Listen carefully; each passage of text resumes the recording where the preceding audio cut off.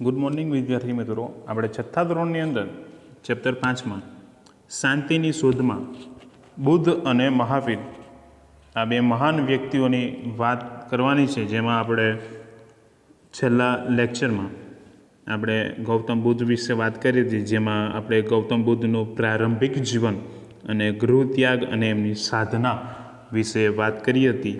જેમાં એમના જે પણ અગત્યની બાબતો આવતી હતી તો એ બાબતોને આપણે સમજીને આજે એમના ઉપદેશ ઉપર જોશું અને પછી એમના ઉપદેશો કયા કયા હતા, પછી એ કેવી રીતે નિર્વાણ પામ્યા, ક્યાં નિર્વાણ પામ્યા, તેના વિશે આપણે શીખવાના છે. તો આપણે સૌપ્રથમ જે છે કે છેલ્લા લેક્ચરમાં જે શીખી ગયા તો એની બાબતો જોઈએ.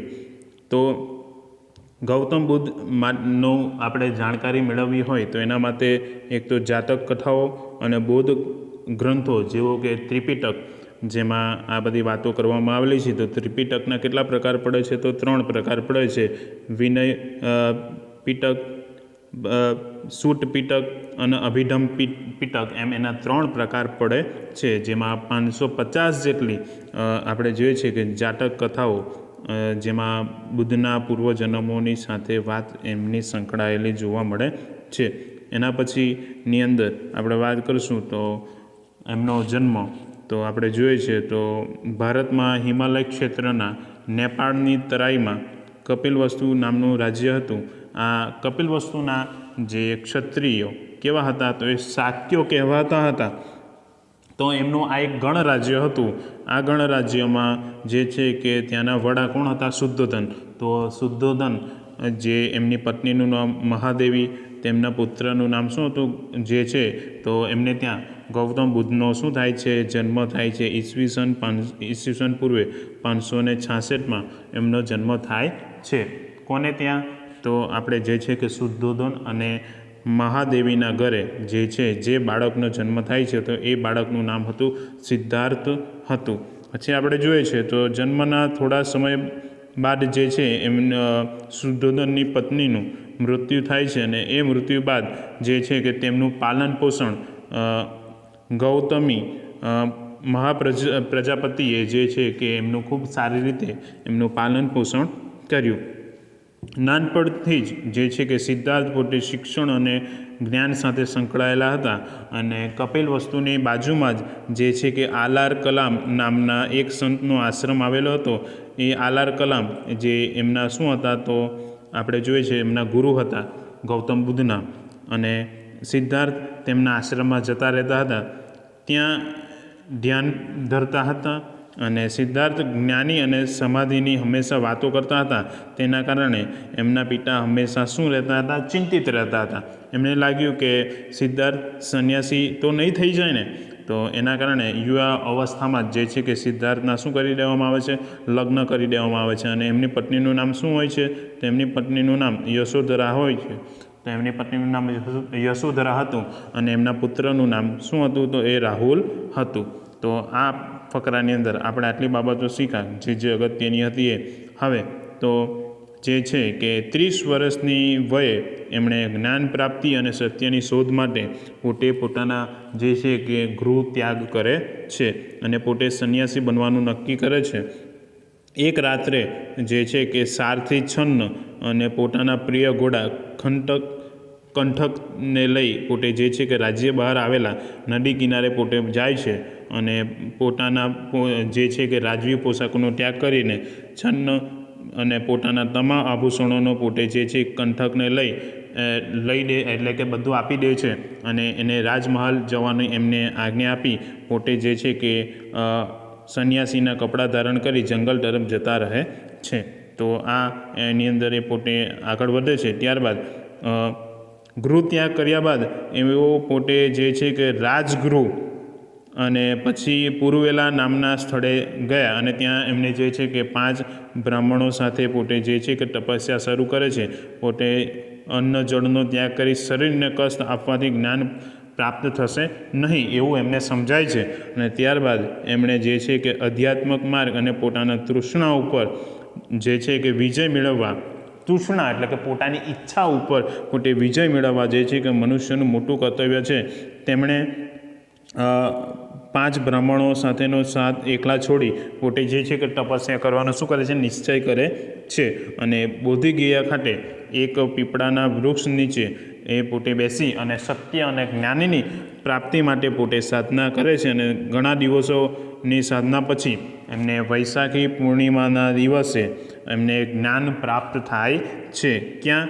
તો એ પોતે જે છે કે બોધિગયા ખાતે વૈશાખી પૂર્ણિમાના દિવસે જે એક પીપળાના વૃક્ષની નીચે એમને સત્ય અને જ્ઞાનનું જે છે કે પ્રાપ્તિ થાય છે. સિદ્ધાર્થ માટે તેઓ હવે બુદ્ધ બની ગયા હતા અને પાછળથી તેઓ કયા નામે ઓળખાયા? તો એ ગૌતમ બુદ્ધના નામે ઓળખાયા. તો આપણે આટલી વસ્તુ જે શીખી ગયા હતા. ત્યારબાદ આપણે વાત કરશું તો એની અંદર આપણે તો ઉપદેશની વાત કરીશું. તો ઉપદેશની અંદર સૌપ્રથમ આપણે તો જ્ઞાન પ્રાપ્તિ બાદ સારનાથ ગયા. પોતે જે છે કે સારનાથ જાય છે અને સારનાથ જઈને પોતે ત્યાં એમણે જે છે કે જૂના બ્રાહ્મણ મિત્રોને પોતાના મળે છે. સૌપ્રથમ વખત તેમણે જે છે કે 5 બ્રાહ્મણ મિત્રોને જે છે કે સારનાથ ખાતે ઉપદેશ આપે છે અને એ ઉપદેશ આપીને પોતે જે છે કે ત્યાંથી બુદ્ધના આ પ્રથમ ઉપદેશને ધર્મચક્ર પ્રવર્તન તરીકે પણ શું કરવામાં આવે છે? ઓળખવામાં આવે છે. તો યાદ રાખવાનું, જે પોતે સૌપ્રથમ ઉપદેશ ક્યાં આપે છે? તો સૌપ્રથમ ઉપદેશ એ સારનાથ ખાતે આપે છે. અને કોની સાથે? તો એમના 5 જે છે બ્રાહ્મણ મિત્રો સાથે જે છે કે ત્યાં જે ઉપદેશ આપે છે. તો આ પ્રથમ ઉપદેશને ધર્મચક્ર પ્રવર્તન તરીકે ઓળખવામાં આવે છે. કે બુદ્ધે સંસારના દુઃખોમાંથી મુક્તિ મેળવવા બહુ સરળ અને સાદો ઉપદેશ આપ્યો. કે સીધી ભાષામાં અને સરળ ભાષામાં ગૌતમ બુદ્ધ જે છે ઉપદેશ આપે છે.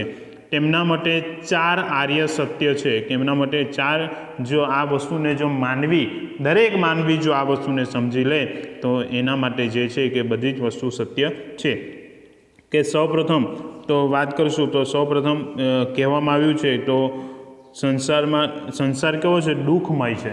કે દરેક માનવીના જીવનની અંદર કે દુઃખ ઘણા સમય સુધી રહે છે અને સુખ જે છે એ કેવા સમય સુધી હોય છે?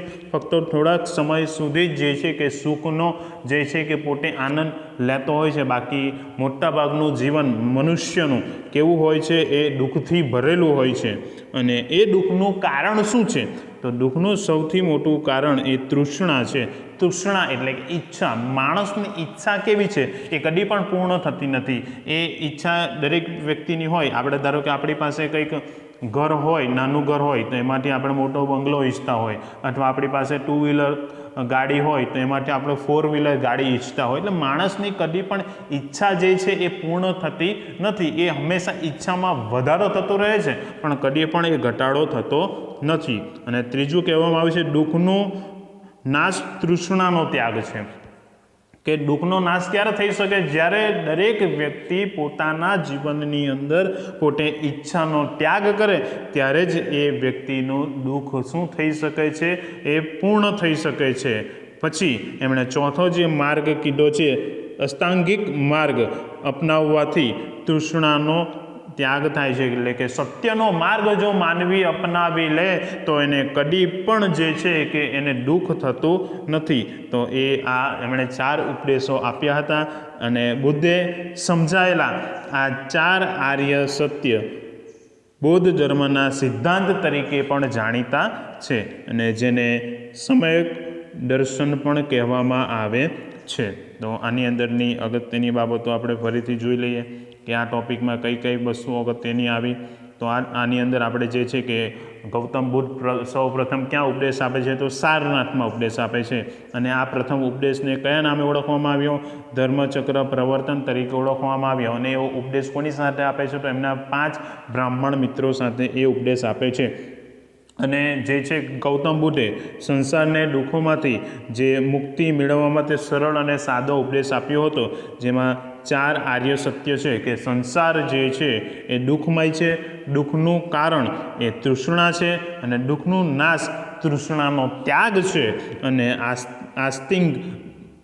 માર્ગ જે છે અપનાવવાથી જ તૃષ્ણાનો ત્યાગ થાય છે. અને આપણે જે છે કે બુદ્ધે સમજાવેલા આ ચાર આર્ય સત્ય બૌદ્ધ ધર્મના સિદ્ધાંત તરીકે પણ જાણીતા છે, જેને સમયક દર્શન પણ કહેવામાં આવે છે. એના પછી આપણે બુદ્ધ એક મહાન સુધારક તરીકે તો એને આપણે જોવાના છે. એમણે કયા કયા સુધારાઓ કર્યા તો એ વસ્તુને આપણે સમજવાની છે અને જાણવાની છે. તો સૌથી અગત્યની બાબતોને આપણે જોઈશું.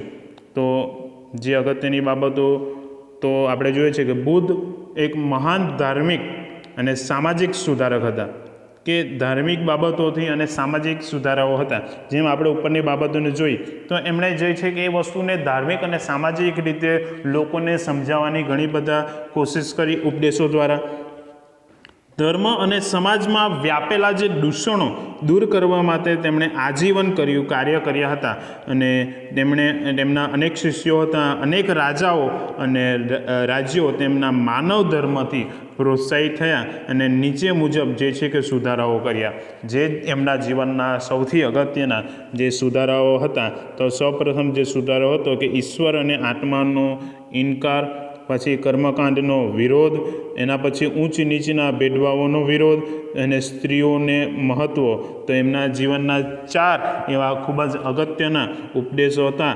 તો એ ઉપદેશોની આપણે વાત કરશું. તો સૌપ્રથમ ઉપદેશની વાત કરીએ તો ઈશ્વર અને આત્માનો ઇનકાર, કે બુદ્ધે ઈશ્વર અને આત્માનો ઇનકાર કરી કર્મવાદને મહત્ત્વ આપ્યું હતું. કે એમણે ઘણી બધી બાબતોની વાત કરી, જેમાં કે તેમના મતે જો ઈશ્વર હોય તો દુઃખ સંભવે નહીં. કે ભાઈ જો ભગવાન હોય, હમણાં હાજર જો ભગવાન હોય તો આપણા દુઃખો કેમ દૂર થતા નથી?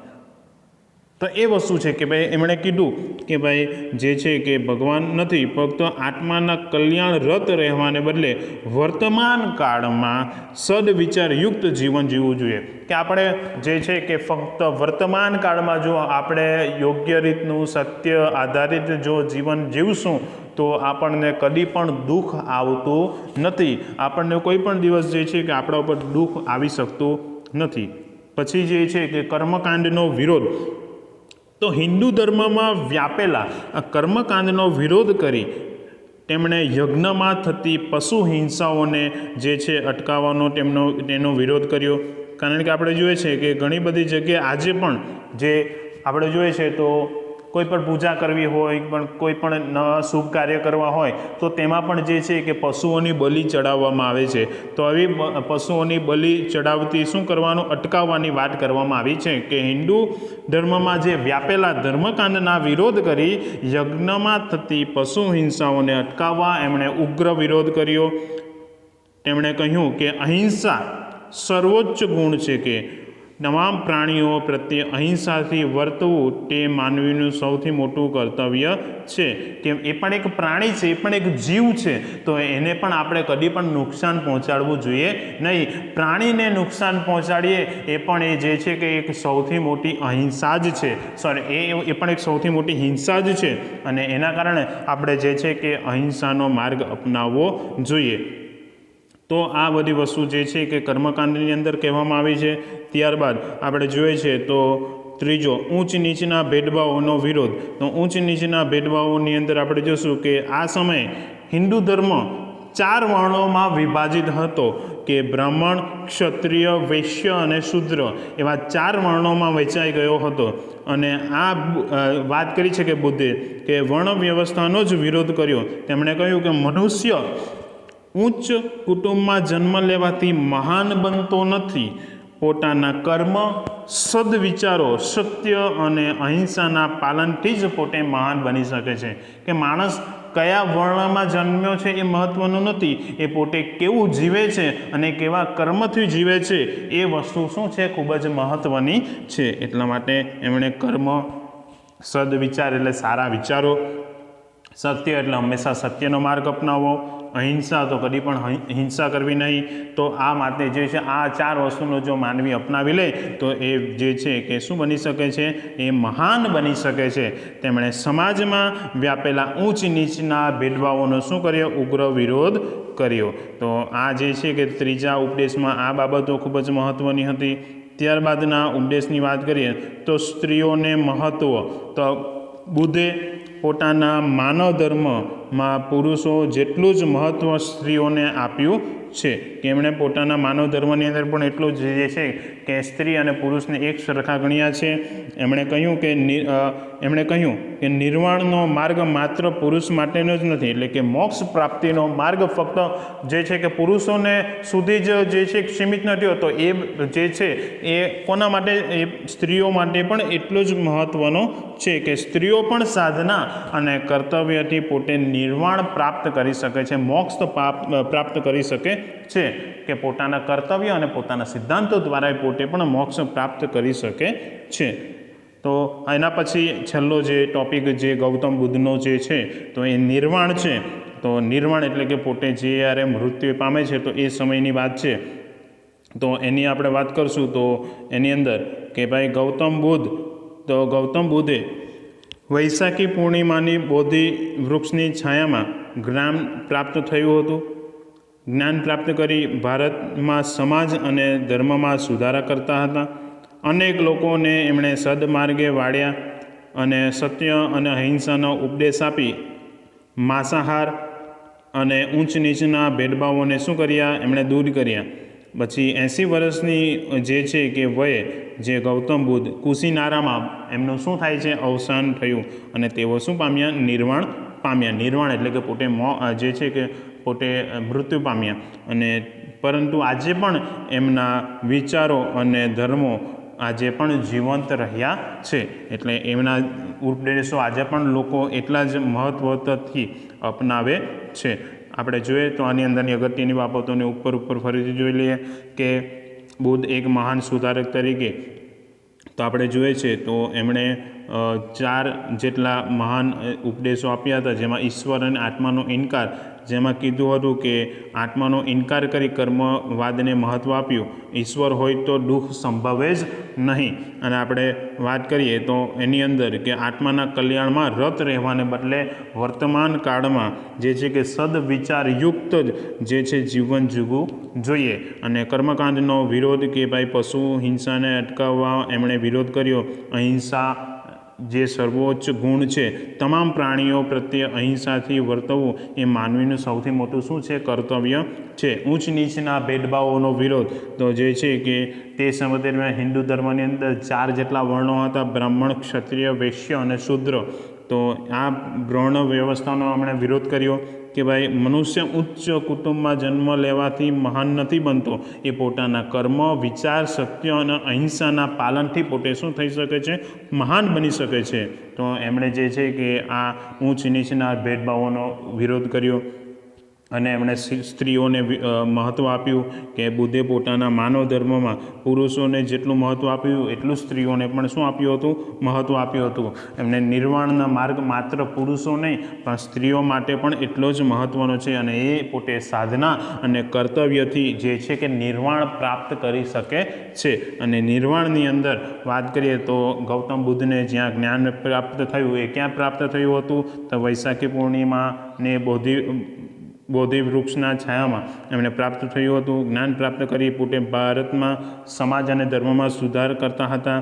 એમણે લોકોને સદમાર્ગે વાળ્યા અને જે છે કે સત્ય અને અહિંસાના ઉપદેશો આપી માંસાહાર અને ઊંચ નીચના ભેદભાવોથી લોકોને દૂર કર્યા.